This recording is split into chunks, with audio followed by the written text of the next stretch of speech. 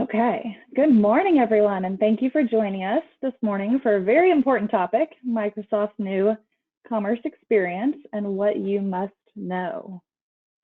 Before we jump into the meat of the conversation, I just want to share a couple of housekeeping items with everyone. First off, questions are encouraged. With this topic, you may have specific questions to your organization that may be better handled offline. And at the end of the event, we'll have the opportunity to let us know that you would like to be contacted. However, we will also have a good portion of time at the end to address any questions related to the topic. So there should be a chat function within the GoToWebinar platform in the bottom right hand of your screen. So just submit any questions that you have in that area.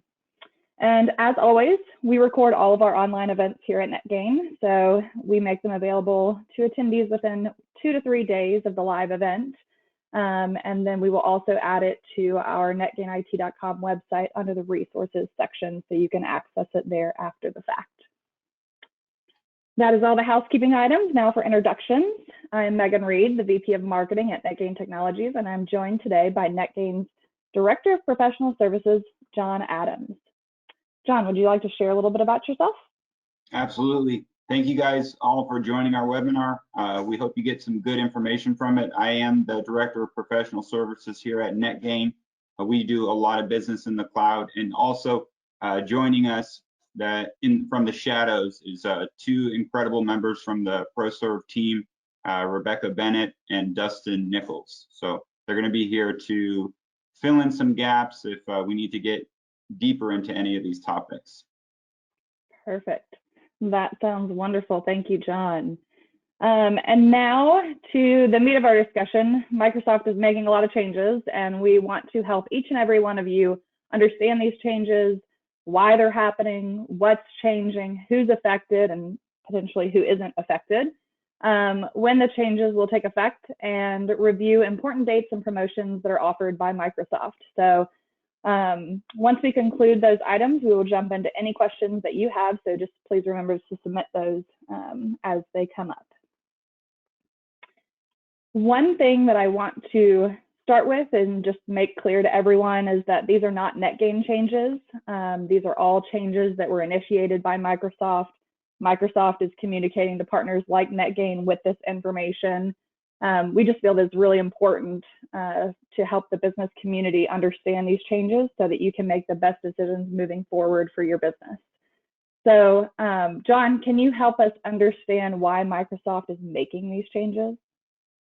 Yeah, absolutely. Microsoft hasn't given us a price increase on some of their 365 offerings in over a decade.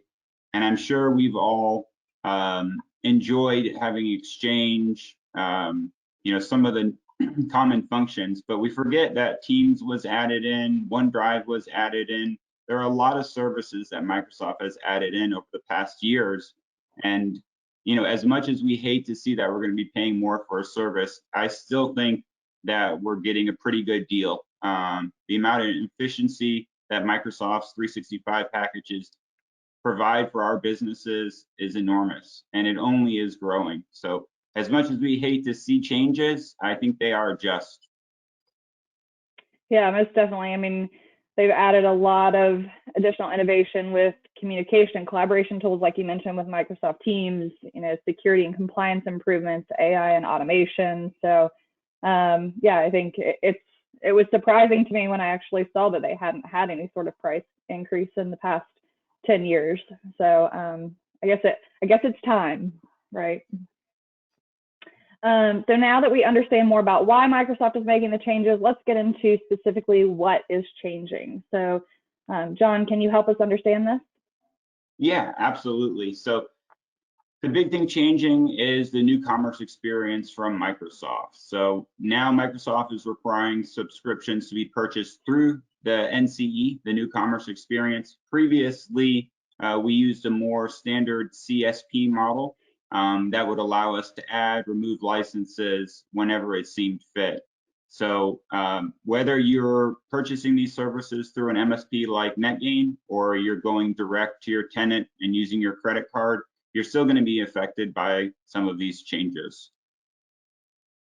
And to be clear, John, are are a lot of the folks on the call going to be interacting in that Microsoft new commerce experience platform? I don't believe so. You know, most of the businesses run through some type of MSP or service provider that handles this. So they're going to see the changes when it comes to pricing, but that should be mostly it, even if you're going direct with Microsoft. Okay, yeah. And if when it comes to the pricing changes, there's going to be opportunities for people to lock in the current pricing that they have right now for a year if they do an annual subscription. Is that correct? Yes, that is. So Microsoft's given a little bit of time for people to keep their current pricing. That would be to go ahead and go for an annual commitment before the end of February. So that allows you to keep the current rates for a 1-year annual commit. Got it. Got it. Great. And we'll get into the details of pricing and what exactly that looks like in a few minutes. But before we do that, I just know there's a lot of tech terms that are thrown around, tech jargon sometimes is thrown around. So John, can you walk us through some of the common terms that might be helpful for the group to know moving forward? Yeah, absolutely. So the legacy subscription is what we've all been using, right? That's the subscription that allows us to add, remove, kind of on the fly. The other one is going to be the new commerce experience subscription. That's what we're talking about here, and that refers to the new model that Microsoft has chosen for their cloud products. When we talk about base licensing or subscription, we're talking about those base licenses that pretty much everybody has if they're using this platform, and that's 365 Basic, Standard, Premium, E1, 2. So that's what we're referring to as a base licensing. And then add-on is going to be everything that's not part of that base licensing. So we're thinking about, Azure services, audio conferencing, services like that that are outside of our normal license that provides us with Exchange, SharePoint, Teams, etc. And then the other thing is per seat. So this is just the quantity of seats, basically the licenses for each subscription. So you have 20 seats for Microsoft Business Basic, you have 20 licenses for Microsoft Business Basic. Okay, great. Thank you for that context on the different technical jargon is what I like to call it. Moving along, while folks may, while many folks will be affected by these changes, some will not be affected by these changes. So let's dig into who's affected and who's not. Sure, absolutely. So not all Microsoft subscriptions are affected by this change, but the big ones are going to be Microsoft 365 E3, Business Basic, and Business Premium. So Business Standard is not in there. So that one's a little bit different. And then, of course, the Microsoft Enterprise 1, 3, and 5 licenses will be affected. Now, if you are a nonprofit or you're a government entity that's making use of GCC or GCC High or an education industry, Microsoft has moved to not make any changes to that type of licensing. They've done a great job supporting supporting nonprofits and government, and it looks like they're going to continue on that route for the foreseeable future. Okay. The other ones that I mentioned outside of Business Standard is 365 E5 is a big one that's not getting it. That's kind of the really full package that Microsoft offers that includes a lot of great features, as well as the frontline SKUs F1 and F3 will not be effective. Okay, awesome. What's the most common subscription among NetGain clients today? I would say that it is Microsoft 365 Business Premium.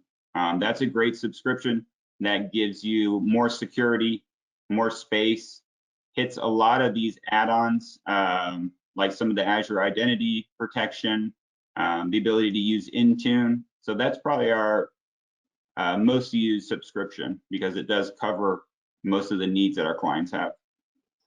Okay, and you'd probably agree that most of the businesses on the call today are probably going to be affected by this. Yes, absolutely.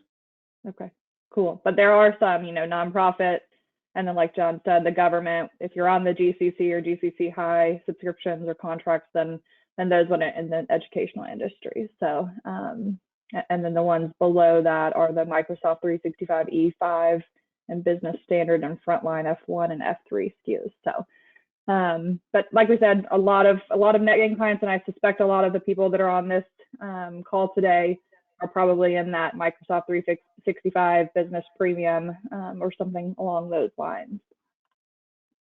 So now that we know the why and we know what and how, let's look at when these changes are going to start to take effect. Yes, so all these price changes and using the NCA is going to begin on March 10th. So it's very close, around the corner. So basically what that means is any new subscription that's added is going to go into the new platform.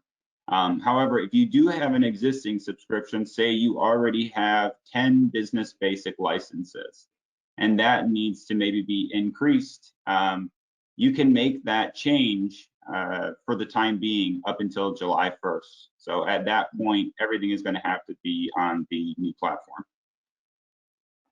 Okay, so if you have an existing subscription, you can go ahead and work with your services provider to get moved over to NCE. That's correct? Correct, yes. And don't forget that if you do, you only have a couple weeks, but if you do make that move, you can lock in the current rate. So $20 for business premium, you can keep that rate for 1 year. Now, after that year, it's going to go to the new pricing that Microsoft has. So that is a way that you guys can see savings right now, because there are price increases on these licenses. Perfect. So let's jump into that. Let's share the important dates with everyone, and also the actual price increases that are going to be taking effect after March 1st, or on or after March 1st. Yeah, absolutely. So these are the big ones that we just talked about a moment ago. So you're going to see a $2 increase on the E1 license, a $3 increase on the E3 license, and a $3 increase on the Office 365 E5 license. So again, when we talked about, all the benefits and new services that Microsoft has provided for us, I think even this small increase is very just. So, and we're not getting hit too hard when it comes to business basic and business premium. So business basics only taking on an extra dollar. That's going to be for your users that don't necessarily need access to the local desktop apps. They really just need email, OneDrive, Teams, web access. So an extra dollar on that one, extremely reasonable. And then the business premium, that's the one I talked about as being one of our most common licenses because it does encompass a lot of great tools in it. I think just alone the fact that it has, Microsoft's done such great work on its advanced threat protection, now referred to as Defender, which is included in this. I think that security bonus alone would be worth the $2. Okay, perfect. Thank you for that context. Now, there's going to be different types of subscriptions. You can do a month-to-month, you can do an annual, and eventually there's going to be an option, but it's not quite here yet, on the 36 months. So can you walk us through those, John? Yeah, absolutely. So you can still do the month-to-month subscriptions. Let's continue to use that business premium since it's that $20 number. You can do that month-to-month under the new pricing, which is going to be the $22 from $20. But if you want to go month-to-month, you're going to see a 20% increase. So if you don't decide to commit for that annual subscription, you can continue to do month-to-month, but there is a premium attached to that. Now, if you do go for the 12-month subscription, you can either pay for it upfront in the 1-year term, or you can break it apart and have it paid monthly. But you're still going to agree to that 1 year. We think the 1 year makes the most sense because 20% doesn't seem like too much on a small amount, but when you have employees up in the hundreds, this can be thousands of dollars per month if you decide to go month to month. And then coming down the chute is the 36-month subscription. This seems pretty heavy, and from what we've seen by Microsoft, they haven't increased pricing in quite some time, but that isn't to say that they might not increase it 2.5 years from now. So locking in the current rate for a 3-year term makes sense, but again, this is not currently active. It should be coming soon.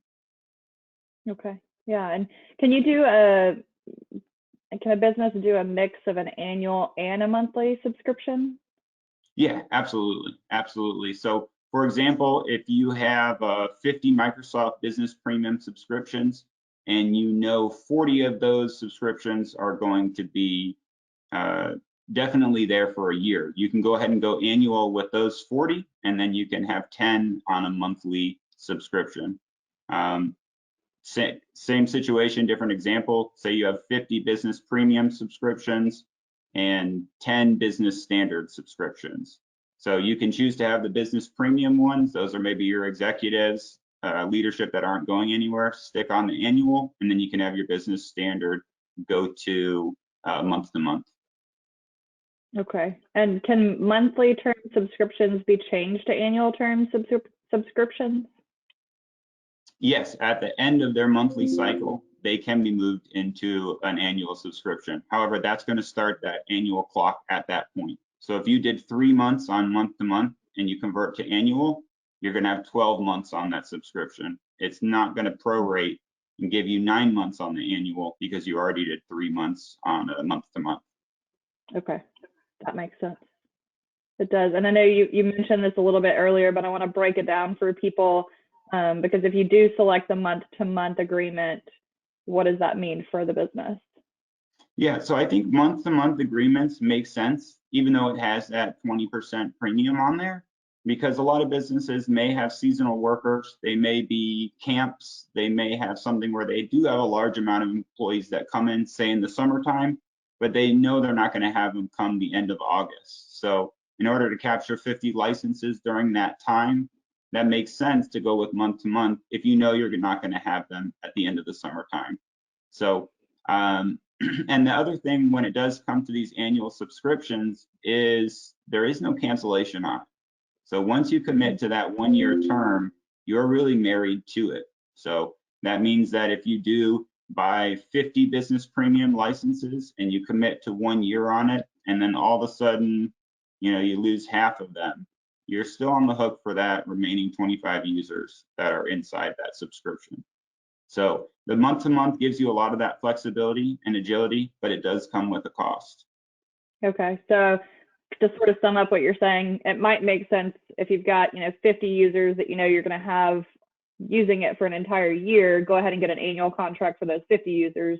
But let's say you have some seasonal employees in the summertime or during the holidays or something like that, you can have a separate contract for them or a separate subscription for them and just pay the month to month, even though you have the 20% premium, you're only paying it for a handful of months or less.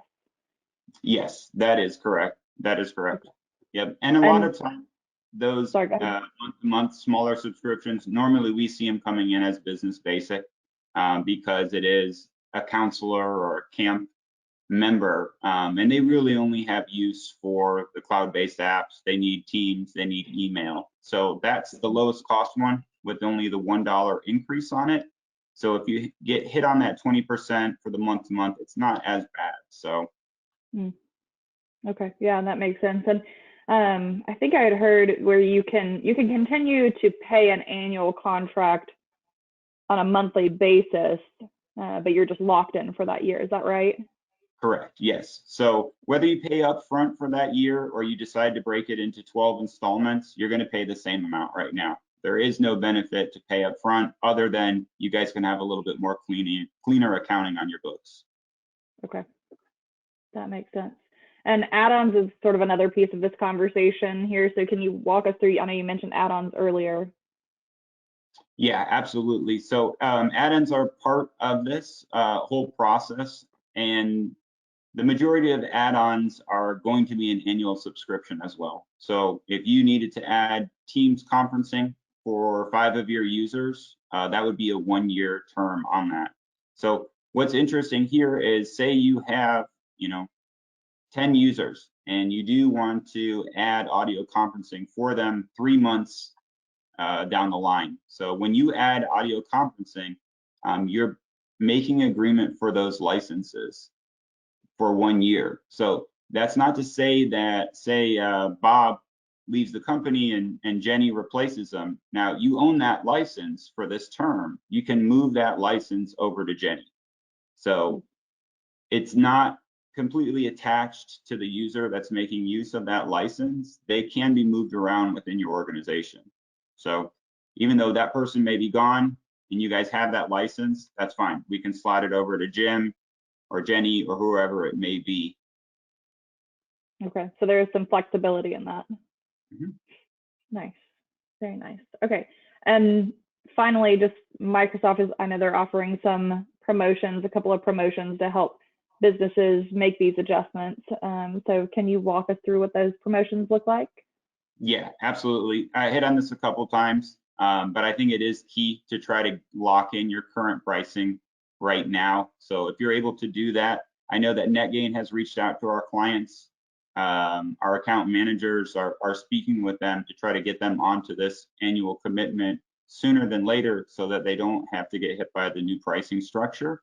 And then Microsoft has been generous enough to say, hey, if we're a little bit slow to the game and we want to do an annual commitment that's inside of March, we'll still give you a 5% discount, but that is going to include the current pricing. Okay. So now through the end of February, you get to keep your current pricing. If you do an annual commitment, after that, March 1st through March 31st, there's a 5% discount for annual commitments. And it looks like, and they haven't even necessarily told us yet, what there's going to be some SKUs that are not available for those promotions, but I don't think we know what those are yet, do we? You are correct. Yes, we don't have a clear understanding of exactly which SKUs are going to be available for that promotion, but we're hoping for and thinking that it's going to be some of those base subscriptions we talked about earlier. Okay. Yeah, I would think that those would be worked into that there. So awesome. Thank you so much for sharing all that information. We actually really blew through a lot of that, but it was a lot of information in about 22 minutes here. So, it was a big amount of information, small window of time. Therefore, we do want to open it up to Q&A. So please remember to submit your question in the chat in the bottom right-hand corner of your screen. Before we move to that live Q&A, though, we do want to offer help. I know I have a mixture of current NetGain clients that are on here and folks that are not currently working with NetGain. So we want to offer any help to companies that need to go through this process. So as I shared in the beginning, you might have certain use cases for specific questions related to your organization and what we can help you with. So just if you don't mind for the group indulging me in a quick poll question, which is just, how can we help you throughout this process? So just select the answer on your screen for me there. And then let me go over to questions so that we can get that rolling. I'm just going to leave that up on the screen for about 45 seconds or so before we flip into Q&A. And we do have a lot of this information on an article on our website. So we'll put that in the chat for you all to have when you need it as well. Okay, I'm going to go ahead and close that poll. And that'll bring us back to me and John. And we are getting some questions rolling in over here. So let's take a look at what we've got.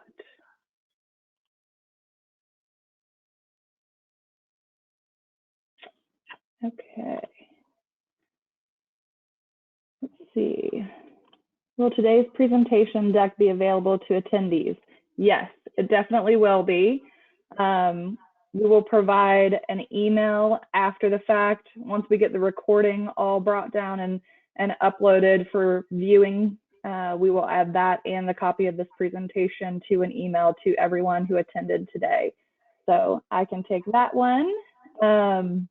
The second one is, I know this may have been covered. I've been taking calls. So are we unable to purchase licenses through our normal admin portal?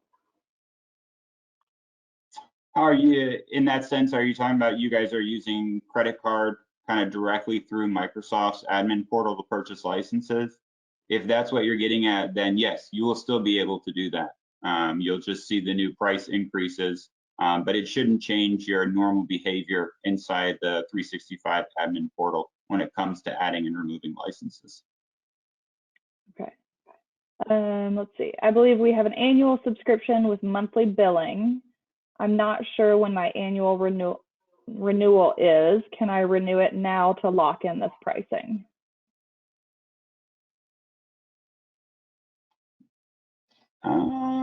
No, I do not believe so. I think that if you're on that current subscription, it's going to bring you past the dates that we're in.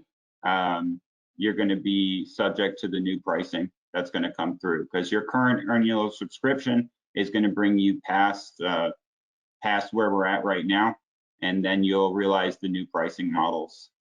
So that goes to the point too that we were talking about. If you do get in before February 28th, you can secure this pricing, but when that annual commitment goes, you're going to be subject to the new pricing.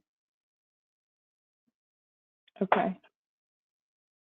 And let's see, if we use add-ons such as Teams, Azure, etc., are they all going to be separate add-ons, or will they be packages? So Teams is included in the normal base subscriptions. So, but if you did want to use audio conferencing for it, it would not necessarily be included in the annual rate. Now, however, right now, if you have business basic, business premium, and you do have audio conferencing, when it converts into the new experience, they will all be on that same annual contract agreement. So when you do add add-ons in, remember we mentioned earlier, you're going to see that add-on is going to have its own annual contract to it. So. Okay. I'll take this one. It's can we get annual commitment locked in with business standard? And I would say I think that that's probably true, and we can get with this person offline to work on that. Would you agree, John? Yes, I would. Okay, awesome. Let's see.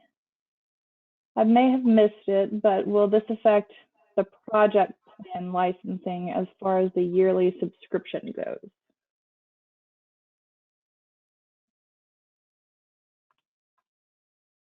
I think that might be a little bit specific of a question that we might have to take offline. What do you think, John? I'm sorry, Megan, can you repeat that one? I was just reading through our chat. Okay, I may have missed it, but will this affect the project plan licensing as far as the yearly subscription goes? No, it should not. Okay. And there's a question, nonprofits are not affected by these changes, is that correct? Yes, that is correct. Microsoft's done a great job to support nonprofits. I think they have put in a total of $80 billion to support nonprofits around the world. So that's one of their big missions. So I'm under the mindset that they're going to continue to do that. It's a noble service and it helps all of us out. Awesome, awesome. How many devices can a user install their licenses on? The normal amount is 5 devices, but it does depend on the specific license that you get, but overall it's normally 5. So that gives you the ability to have it on your work computer, your laptop, maybe another computer, and then a couple more if you're a 5-computer wizard doing a ton of computing. Okay. All right, let me see. Sorry, there's a lot coming in, so I'm trying to go through them all and make sure that we get to all of them. Can I upgrade a subscription during the term? Yes, you can. You can upgrade the subscription, however, you cannot downgrade it. So downgrade can't do, but upgrade, absolutely.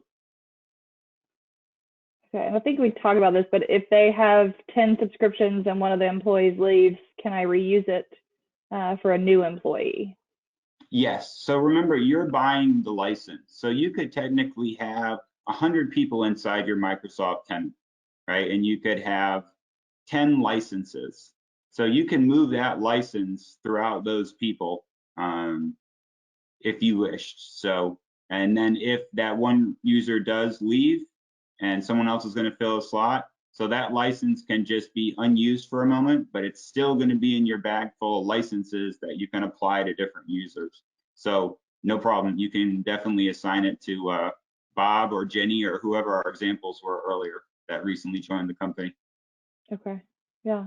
What is the main difference between Business Standard and Microsoft 365 E3 besides a smaller mailbox? So the E3, the E licenses normally go for larger clients that are enterprise clients. So if you do have, I believe it's over 200 users, you should be using the E licenses. So the E3 compared to Business Standard, off the top of my head, Dustin, can you chime in and fill this one in for me? Yeah, so the Microsoft E3 gives you a little bit more of the security features that you would see with like Business Premium. So you're talking about some of your identity and your advanced threat protection. Your standard does not have that. The limit for Business Premium is going to be 300 users or less. So if you are not needing the larger mailbox, Business Premium is the better bang for your dollar. Yeah, the E3 one would be considered more along the lines of the Business Premium option. Standard would be that one right below it. So they both come with the OneDrive, Exchange, what we like. And then when you get to Standard, you're able to download the apps locally on your computer. So you can use Word, Word or Excel. But then once you go up to Premium, as Dustin mentioned, it does give you a lot of their great abilities to do advanced threat protection, identity management, Intune, which is a great service Microsoft provides that allows device management from the 365 tenant. So you're going to get everything you get in Standard, but now you're going to get a little bit extra security, better mail protection as well, and some of those cool features that I think we're going to see a lot more down the line. A little bit new Intune, some of the Azure identity protection, but as we see in the security world, everything that comes on the news, protecting our identities, protecting ourselves from phishing, impersonation, those are a huge deal for our business. So again, going back to the point that we have most of our clients on the Business Premium, it is because we want to do best by our clients and protect them. I've had too many encounters where ransomware has hit, not with NetGain, but with other companies, and it has been a huge sink. So when you look at it from the bigger picture, the increase that you would pay for premium seems steep, but if you did have some type of large infection or crypto that happened at your company, and it takes 40 of your workers offline for 2 days, the amount of lost work there is minimal. I mean, is enormous compared to the small extra fee to have the better service package from Microsoft that includes security, a little bit better methods for us to not allow that to happen to you guys. Okay, and I want to take us back to an earlier question, because it looks like there's some flexibility in this, and I think it was Jordan, your question around if you already have an annual subscription with monthly billing, if you can lock in the pricing. And I think, Dustin, you're going to correct me if I'm wrong, but I think that as long as you're not already in the NCE, the new commerce experience platform, then we will be able to make that move for you and lock in that pricing for another annual contract. Is that true, Dustin?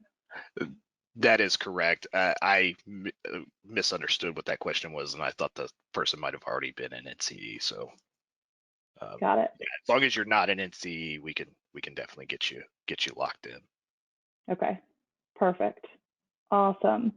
Let's see here. Do I have any other ones?